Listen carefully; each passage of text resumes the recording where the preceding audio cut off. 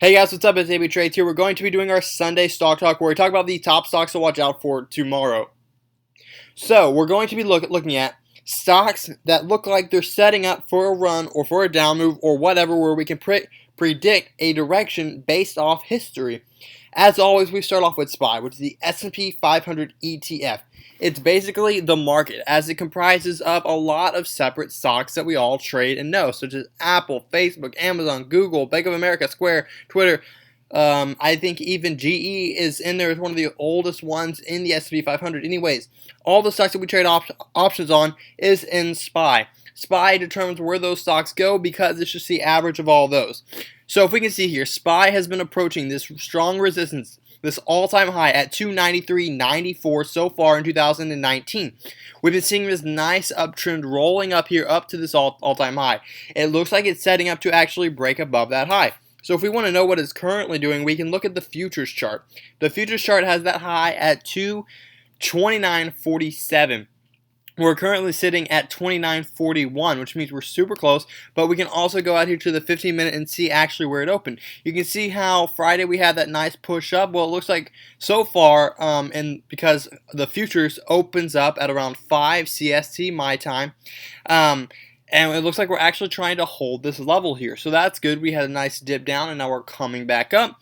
But again, we'll see where we're at tomorrow on SPY. Just our overall opinion is we're looking for, since we have been in a long time frame uptrend, we're looking for that to continue. So we're looking for this week to make that push above that all-time high, and hopefully that all-time high leads to a nice pullback and then push up, or we just flat out push straight through it and soar.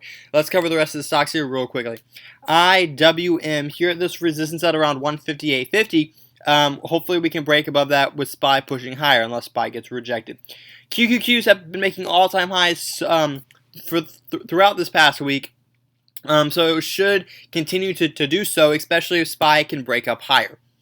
AMD, we kind of broke this minor trend here, if you can see, and now we're just consolidating here, holding support at the $27 level. So just watch either a break of 27 or a break above 29 for long or short.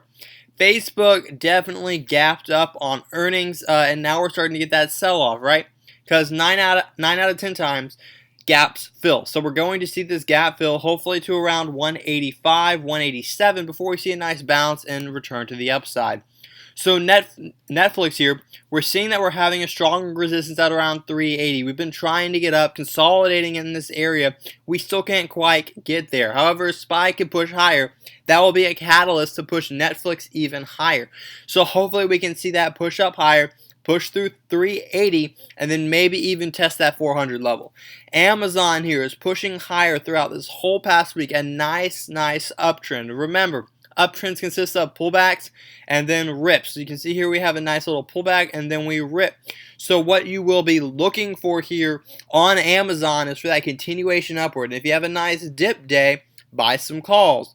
Or if you have invested your knowledge in it, don't just buy calls to buy calls, but research what you're doing.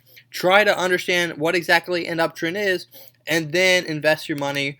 If you decide you want to go long, you can either go put credit spreads, you can go call spreads, or you can go a simple call option. With options, there's so many different things you can do. Looking here at Apple, we've been trending up. We're starting to get this dip down, but hopefully we'll continue to push up higher if we can break above that 208 price point.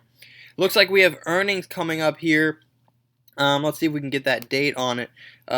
Looks like the date, if we can get it looks like we're not going to get it here.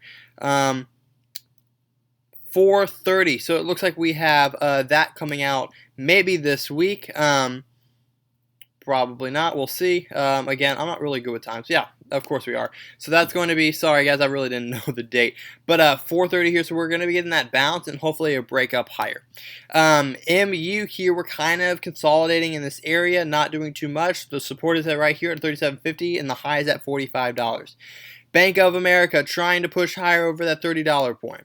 Square, we're kind of starting to sell off. We were holding this level, but we hit some resistance, and now we're going to see if we can drop below 70.